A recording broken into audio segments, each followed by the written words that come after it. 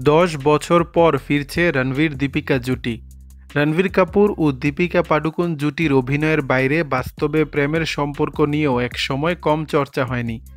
প্রেম যেমন আলোচনায় ছিল, তেমনি তাদের বিচ্ছেদও ছিল সংবাদ মাধ্যমের কেন্দ্রবিন্দুতে।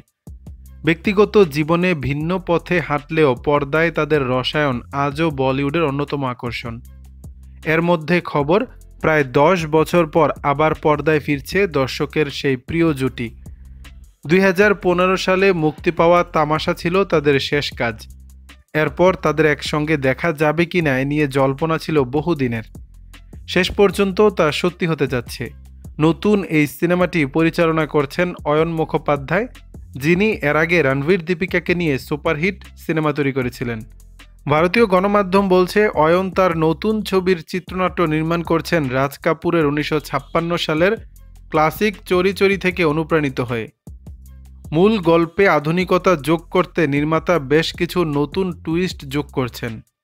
এও শোনা যাচ্ছে এই ছবির মাধ্যমে প্রযোজক হিসেবে আত্মপ্রকাশ করতে যাচ্ছেন রণবীর কাপুর। তার প্রযোজনা সংস্থার নাম রাখা হয়েছে RK ফিল্মস। দর্শক, বিষয়টি নিয়ে আপনাদের মতামত জানাবেন নিচের কমেন্ট বক্সে।